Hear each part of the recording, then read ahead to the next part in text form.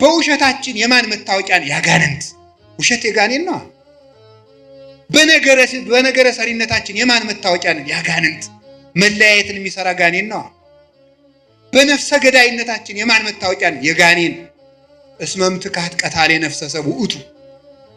ሐሰትን አመንጭቱ። ዛሬ እኮ ሐሰት ምንድነው? የከተማ ሰው ኃጢአትን ሲያቻችል ምንድነው የሚለው? ኖርማል ነው የሚለው አይደለም? ኃጢአትን በደንብ ሊሰራ ሲፈልግ ኖርማል ነው የሚለው ማለት ነው። አረ ኖርማል አይደለም። እንዴት ኃጢአት ኖርማል ይሆናል? ውሸታውን ኖርማል ነው አይደለም? ለእናንተ ውሸት ኖርማል ነው። አሁን ሰው መዋሸ እዚህ ጫፍ ላይ ደርሻለሁ ይላል። ገና ስንት ኪሎ ሜትር ተቀምጦ ማለት እንዴት ውሸትን ትለምዳል? እግዚአብሔር እውነት ነው በሉ እስኪ በሉ። ጨምሩ። ሐሰት የማን ነው? የሰይጣን በሉ እንጂ። የሚዋሽ ሰው የማን መታወቂያ ነው? ከዚህ በኋላ ብትዋሹ የማን መታወቂያ ናቸው? ሰይጣንን መምሰል የምትፈልጉ የሰይጣን መታወቂያ ይታተምላችኋል። ዋሹ። ክርስቶስን መምሰል ከፈልጋችሁ እውነተኞቹ ነው። በየትኛውም ነገር አትዋሹ። ለምን ዛሬ አትሞቱም? ውሸት መቆም አለበት። ይህ የኛ ማዛ አይደለም። ሁለንተናችሁ፣ አነጋገራችን፣ አመጋገባችን፣ አረማመዳችን፣ አለባበሳችን ማንን ያሳያሉ? እንዲሁ በሞቴ ወንዶችም ሴቶችም ዝም ብላችሁ አባ ቄስ ይሄ ልብስ ኃጢአት ነው ጽድቅ ነው የሚለው ተው ዝም ብላችሁ። ይሄ ልብስ የማን መታወቂያ ነው ማለት? አሁን ሴት ሱሪ ብትለብስ ኃጢአት ነው ጽድቅ ነው ከማለት ይልቅ ሴት ሱሪ ስትለብስ ማን ነው የምታሳየን? ነው ክርስቶስን የምታሳየን? ድንግል ማርያም ነው የምታሳየን? ነው ማን ነው የምታሳየን? እውነት ይሄ ነገር ክርስቶስን ያሳያል ወይ ብላችሁ አስቡና ያሳያል ካላችሁ ልበሱት። ህሊናችሁ ተፈጥሮ አያስተምራችሁም? ምን አለ ቅዱስ ጳውሎስ? ተፈጥሮ አያስተምራችሁም? ምን በተፈጥሮ አትማሩም ወይ? ማን ምን መልበስ እንዳለባችሁ እንዴ ሱሪ አትልበስ የሚል ምን መጽሐፍ ቅዱስ አለ? ኦሪት ዘዳግም ያለውም እኮ ወንድ የሴትን ሴት የወንድን አይልበስ ነው የሚል እንጂ ሱሪ የወንድ ነው የሚል ግን የለም ይላል። በመልከቱ ለክፋትማ ለከይሰ ጠቢባን ሙንቱ ለተንኮል ይራቀቃሉ አለ ኢሳይያስ። ለተንኮል ሊቅ ናቸው አለ በእውነቱ ማለት ነው። ግን ተፈጥሮ አያስተምራችሁም ወይ? ስለዚህ ስትናገሩ ስትሳደቡ ቆይ ኋላ መጣበታል። የማን ማዛ ናችሁ? ንግግራችሁ ማንን ነው የሚገልጠው? የባለ ትዳሮች ትዳር እውነት ክርስቶስን ነው የሚያሳየው ወይ? የካህናት ክህነት፣ የዲያቆናት ዲቁና ማንን ነው የሚያሳየው? ክርስቶስን ለማሳየት ነው ወይ የምናስቀድሰው? ክርስቶስን ለማሳየት ነው ወይ የምንቀድሰው? የምትማሩ የምትኖሩት ማን ልታሳዩ ነው? ዘራችሁን ልታሳዩ ነው? ከጀርባችሁ ያለውን ሰው ልታሳዩን ነው? ክርስቶስን ልናሳይ የተፈጠርን ሰዎች ነን። ሰዎች እኛን አይተው እግዚአብሔርን ማየት አለባቸው። በእኛ አውሬነት መታየት የለበትም። በእኛ ሰይጣንነት መታየት የለበትም። እንዲህ ያለውን ነገር እንድናሳይ አምላከ ቅዱሳን ይርዳን። መጣላት ማንን ነው የሚያሳየው? የማን መታወቂያ ነው?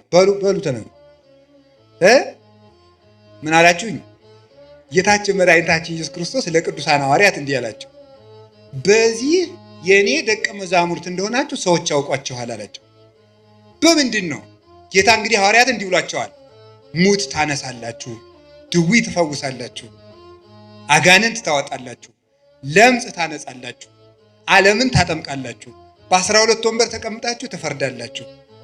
በቃ እናንተ በዓለም ላይ የከበራችሁ ናችሁ፣ የምድር ጨው ናችሁ፣ የምድር ብርሃን ናችሁ ብሏቸዋል። በዚህ የክርስቶስ መሆናቸው ይታወቃል አይደለም? ዝም ብትሉ ደግሞ ጥሩ ነው አይደለም ያላቸው። በዚህ የኔ መሆናችሁ ይታወቃል አላቸው። እምከመ ተፋቀርክሙ በባይናቲክሙ ወበዝንቱ ያአምሩክሙ ሰብ ከመ አርዳኢ አንትሙ። እርስ በርሳችሁ ስትፋቀሩ ሰዎች የኔ እንደሆናችሁ በዚህ ያውቋችኋል።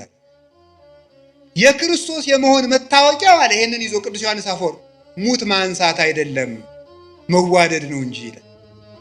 ሙት ማንሳት የክርስቶስ የመሆን ምልክት አይደለም። አጋንንትም ቢሆን በምታት ሙት ያስነሳሉ። አጋንንትም ቢሆን ይፈውሳሉ እኮ። እንዴት አጋንንት ይፈውሳሉ? አጋንንት ሲፈውሱ ምን ማለት መሰላችሁ? ከአንድ ሰውዬ ላይ ጋኔን ካደረበት ከፈዋሹ ላይ ጋኔን አለ በሉ። ከተፈዋሹ ላይ ደግሞ ጋኔን ካለበት ይሄኛው ጋኔን ሰውን ጨርሶ ያ ጋኔን ለማድረግ እዛ ላይ ያለው ጋኔን ይወጣል። ይቆይና ከዛ በሌላ ቀን መለስ ይል አሁን ልውጣና ሌላ ሰው ጨምሬ ላሳስት ብሎ ወጥቶ ለቀቅ አድርጎት ይቆያል። ኤዋስ ለቀቀው ተብሎ ጀዋላ ይነገርለታል ማለት ነው። ጋኔን ምን ጨነቀው? የባሰ ኃጢአት ለማሰራት ከጥቂት ኃጢአት ይጠብቃል ሰይጣን። ነፍስ ማስገደል ከፈለገ ሌላ ነገር ያደርጋል። ሌላውን ኃጢአት ያስተዋል። የምትክድለት ከሆነ አንተን በጫት ማደንዘዝ፣ በሱስ ማደንዘዝ ለምን ይፈልጋል? ሰው ራሱን ከተቆረጠ በኋላ ቀይ ካባ እንደርብለት፣ ቢጫ ካባ እንደርብለት ይባላል። አንገቱን ተቆርጦ የለም ራሱ እኮ የለም።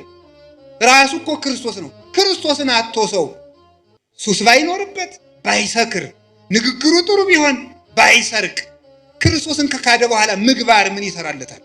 ያለ መሰረት የሚቆም ቤት እንደሌለ ማለት ነው። ስለዚህ ሰይጣን የባሰውን ኃጢአት ለማሰራት አንድ መፍትሄ ይሰጣል። የማይረባ መፍትሄ ቆይቶ ግን ይይዘዋል። ሰከት ምን የሚያደርገው መጨረሻ ላይ የፈወሰው ሰው ጥገኛና አጨብጫቢ ሆኖ እንዲቀር ያደርገዋል። የክርስቶስ ተከታይ አያደርገውም። መመኪያው ሁሉ ያ ፈወሰኝ የሚለው ሰው እንዲሆን አድርጎ ነው የሚያኖረው። ገንዘቡም ለዚያ እንደጨረሰ፣ ጉልበቱን ለዚያ እንደጨረሰ ይኖራል። ስለዚህ የእግዚአብሔር ቤተሰቦች የማን መታወቂያ? እኛ የምንታወቀው ድውይ በመፈወሳችን የክርስቶስ መሆናችን አይታወቅም። ጋኔን ያደረባቸው ድውይ ይፈውሳሉ። ጋኔን ያደረባቸው ጋኔን ያወጣሉ። ታዲያ ምንድነው መታወቂያችን? ፍቅር። ስለዚህ ሊቃውንት ምን አሉ? ፍቅር ሙት ከማንሳት ይበልጣል። እስኪ በሉ ሁላችሁም በሉ እንጂ ፍቅር ሙት ከማንሳት ይበልጣል። ፍቅር ያለው ሰው የጸና ሃይማኖት ካለው ሰውም ይበልጣል። እንዲህ ብሎ እንደተናገረ ቅዱስ ጳውሎስ ወመቤ ሃይማኖት እስከ አፈልስ አድባረ ወተፋቅሮ አልቤ ከንቶ ኮንኩ ዋልቦ ዘረባይኩ። ተራራ የሚያፈልስ እምነት ቢኖረኝ ፍቅር ከሌለኝ ከንቱ ነኝ። አየህ፣ ከጸና ሃይማኖት ይልቅ ፍቅር ይበልጣል። ሃይማኖት ኑሮ ፍቅር ከሌለ በሃይማኖቱ አትድንበትም። ፍቅር ከሰማዕትነትም ይበልጣል። ወመኒ ወሀብኩ ኩሎ ስጋዬ ለእውየተ እሳት። ተመልከቱ፣ ስጋዬን እንኳን ለእሳት መቃጠል አሳልፌ ብሰጥ ፍቅር ከሌለኝ ምንም የምጠቀመው ነገር የለኝም። ወመኒ ወሀብኩ ኩሎ ንዋዬ ለምጽዋት፣ ገንዘቤን ሁሉ ለምጽዋት ብሰጥ ፍቅር ከሌለኝ ከንቱ ነኝ። ኮንኩ ከመከበሮ ዘይዘበጥ ወከመብርት ዘይነቁ፣ እንደሚንሿሿ ጸናጽል እንደሚመታ ከበሮ። የዚህ ትርጉም ገብቷቸው ያውቃል? እኔ ከበሮ ያሳዝነኛል። አያሳዝናችሁም? ሌሊቱን ሙሉ ሲለፋ አድሮ በማይነት እኛ ወደ ዝክር ስንሄድ እሱ እዚያው ተጋድሞ ይቀራል። ይሄው ነው የከበሮ ልፋት የሚባለው ማለት። ጸናጽል ሌሊቱን ሙሉ ቀጭ ስትል አድራ እነ የኔታ መርጌታ በዋንጫ ስለ ቅዱስ ሚካኤል እያሉ ሲጠጡ ከበሮ ጸናጽል እዚያው ሸዋ ብላ ትቀራለች። ምን ማለት ነው? ስለዚህ ፍቅር የሌለው ሰው አንገቱ እንደ ቀለበት እስከሚቀጥን ድረስ ቢሰግድ እንኳን ከለፋበት ስግደት የሚያተርፈው ነገር የለውም ማለት ነው። ምንም መስዋዕት ቢያቀርብ፣ ቤተክርስቲያን በእንቁ በወርቅ ቢሰራ፣ ለምን ወርቅ አይኑን ግድግዳ አድርጎ ቤተክርስቲያን ለምን አይሰራም? ለምን ገዳም አይሰራም? ለምን አብነት ትምህርት ቤት አይሰጥም? ልጁን እንኳን ቢገብር ለምን አንገቱን ቆርጦ አይሰጥም? ፍቅር የሌለው ሰው ሰማዕት ቢሆን እንኳን አይጸድቅም። ሰማዕት ሆኖ ቢሞት እንኳን ማለት ያልታረቀ ሰው የገጠር ሰው እንዲህ ይላል፣ ሰው የገደለው ሰው ይጸድቃል ይላል። አይጸድቅም። ሰው የገደለው ሰው ይጸድቃል። ሰው ስለገደለ የምትጸድቅ እንዳይመስል። ሰው የገደለው ሰው እንደሚጸድቅ ሰውየው አንተን ስለገደለ ይኮነናል እንጂ ሰውየው አንተን ስለገደለ አንተ አትጸድቅም። ሁሉም ስራውን ተሸክሞ ይቆማል። ወኩሉ ጾሮ ይጸውር። ስለዚህ እኛ የክርስቶስ መዓዛ ነን። ውሻ የጌታውንና የቤተሰቡን መዓዛ ለይቶ ያውቃል። እኛም ትክክለኛ የእግዚአብሔር አገልጋዮች የቤቱ ጠባቆች ከሆን መጀመሪያ መዓዛችን እንለይ። ኦርቶዶክሳዊ መዓዛ ይኑረን። ከደመቀበት የምንዘፍን መሆን የለብንም። እንደ ጎርፍ የምንነዳ መሆን የለብንም። የራሳችን ባይታዊ፣ የራሳችን ሰባኪ፣ የራሳችን መነኩሴ ሊኖረን አይገባም። የቤተ ክርስቲያን ሰባኪ፣ የቤተ ክርስቲያን ባይታዊ፣ የቤተ ክርስቲያን መነኩሴ፣ የቤተ ክርስቲያን እረኛ ነው እንጂ የግል ደጋፊ የምንሆነው ሰው ሊኖረን አይገባም። ግለሰብ የምንከተል መሆን የለብንም። መዓዛችሁን ለይ። እውነቴን እኮ ነው። እኔ አሁን አላችሁ የላችሁ? አሁን እኔ በጣም በጣም በጣም በጣም አዝናለሁ። እንግዲህ የሚከፋችሁ ሰዎች ስለመኖራችሁ ማዝናለሁ። ለምሳሌ እንዲህ ይባል፣ መምህራችን ባይታዊ ገሌ በዚህ ቀን እዚህ ቤተክርስቲያን ፈውስ ይሰጣሉ ይባላል። የማን ማዛ ነው? ይሄ ክርስቶስ ነው? ይሄ ተክለ ሃይማኖት ነው? ይሄ አቡነ ገብረ መንፈስ ቅዱስ ነው? አይደለም፣ ያጋንንት ማዛ ነው። ይሄ ማንኛው ጻድቅ ነው እንደዚህ ያደረገ? የበረሃው ኮከብ አባታችን ቡሩክ ገብረ መንፈስ ቅዱስ ድውይ ሲፈውሱ ቆይተው ሰው ሲያውቅባቸው ወጥተው ወደ ሌላኛው ጫካ ነው የሄዱት። አንድ ሰውዬ ገብረ መንፈስ ቅዱስ እዚህ ያሉ ሲባል ሰምቶ መጣ። የታመመ ሰው ይዞ መጣ። ለጥቂት አሁን ይሄዱ አለው። ከዚህ በኋላ እኔ ምን ላድርግ? እሳቸው ያድኑኛል ብዬ ነው የመጣለው። ምን አደርጋለሁ? ሂደዋልና ትዝ ሲለው ትዝ አለኝ፣ እዚህ አካባቢ እሳቸው ተቀምጦ ነበር፣ እዚህ ላይ አስተኛው ይድንልሃል። ሲያስተኛው ዳነለት ማለት። አባታችን አቡነ ተክለ ሃይማኖት ከነ አባ በጸሎተ ሚካኤል ጋር ሳሉ ድውይ እሳት የፈጀው ሰው አረጀን እሳት በላይ ሲል ለተክለ ሃይማኖት አሳየው ሲሉት ይድናል። ዝም ብሎ ወጥ ሲቆሰቁስ ይበላው ሁሉ ሚያም እንዲህ አለ። ኧረ ሾህ ጋብ አይኔ ፍንጥር እንጨት ገባብ ለተክለ ሃይማኖት አሳየው እረዱ ነው ሲሉት ይድናል። ኋላ መጨረሻ ላይ ሰው መልአክ ነው ወይስ ምንድነው? መልአክ ነው ወይስ ሰው ነው ሲሏቸው ምን እንዳሉ ታውቃላችሁ? አባቴ ኃጢአቴ ታውቆብኛልና ልሂድ ያሰናብቱኛል አበምኔቱ። ቆይ ተክለ ሃይማኖት ጽድቃቸውን የታወቀ ኃጢአታቸው ነው። ጽድቃቸው ሲታወቅ ምን የታወቀ ነው ያሉት? እኛ ደግሞ በዚህ ዘመን እያቀድን መብቃት ጀምረናል። በቀመር መብቃት ማለት ወይ ታምርኩ እንደው ክርስትና ቀልድ ሆነ እኮ በእውነቱ ማለት እያቀድን መብቃት በቃ እያቀድን መፈወስ ጌታም እንኳን አላደረገው። ኋላ ብለንስ ደግሞ ኧረ ተው እንዲህ አታድርጉ ተው ሲባል ደግሞ ሰሞኑን አንድ ባይታው እየተናገሩትን ልንገራቸው። መቼስ እንግዲህ ደግሞ እናንተ የምትሉትን ማውቀዋለሁ በሉኝ።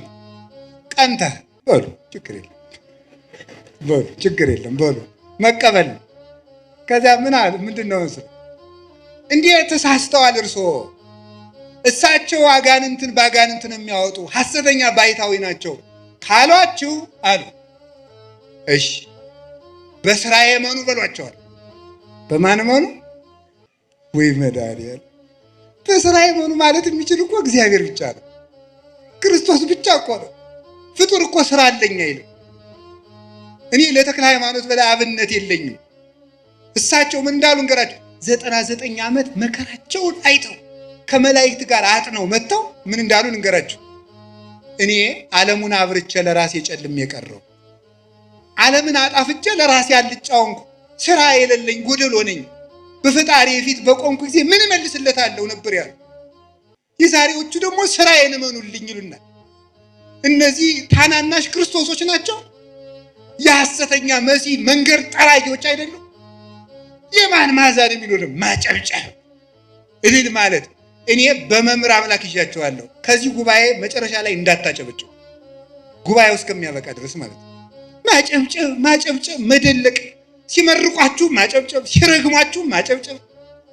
እንዲሁ ችግር እኮ ናችሁ እናንተ እኮ መምለክ እንጂ ማስተዋል አለብን። ከውሻ ማነስ አለበት ሰው እንዴ? ውሻ የጌታውን መዓዛ ያይ ይሄ የማን መዓዛ ነው አትሉ? እስቲ በሞቼ ይሄ የማን መዓዛ ነው በሉ እንጂ። አዎ የማን መዓዛ ነው? የተክለ ሃይማኖት ነው? የእንጦንስ ነው? የመቃርስ ነው? የዮሐንስ አፈወርቅ ነው? የቄርሎስ ነው? በሉ እስኪ ይኸው ቀንታችሁ። ይህ ቅናት ብቀና እንደው በቅዱስ ቄርሎስ አልቀናም እንዴ? ሞኝ ስንት የሚያስቀና ነገር ሞልቶ ጋር የነዚህ በወደል መቁጠሪያ በጨፈጨፈ ቀናለሁ እንዴ? እኔ የምቀናው በቅዱስ አትናቴዎስ ነው። አሁንም እርግጠኛው ደግሞም ልንገራችሁ፣ ሰው ሁሉ መንግስተ ሰማያት እንዲገባ ተፈቅዷል እንጂ ሰው ሁሉ ጤና እንዲኖረው ያላችሁ መጽሐፍ ቅዱስ ማለት ሰው ሁሉ ይፈወሳል እንዴ? እንዲያ ከሆነ እግዚአብሔር ተመልከቱ። ጋኔን ትዳር እምቢ ብሎኝ አባቴ ገርግር አለብሽ ትዳር እምቢ ብሎኝ አይነ ጥላ አለብሽ በጊዜ ብታገቡ ይሻላችኋል ገርግር እያላችሁ የምትጃጃሉ። እኔ እውነቴን ነው። ቀድሞም ቢብዛችሁ ውስጥ ሚስትሉ ኑራችሁ እድሜያችሁ አለፍ ሲል ገርግር ይህ ነውር ነው በእውነቱ። ጋኔን የለባችሁም። ራሳችሁ ጋኔን እንዳትሆኑ ልቅ እኔ ጋኔን ታለብኝ አትበሉ። አዛኝን ቆይ ልንገራችሁ፣ ክርስቲያን ጋኔን አለብኝ አይል። አነ ዘክርስቶስ እኔ ክርስቶስ ነኝ በሉ እስቲ በሉላችሁ። ክርስቶስ ባለበት ሰይጣን አለ። ጋኔን አለብኝ ብላችሁ እንዴት ራሳችሁን እጅ ትሰጣላችሁ?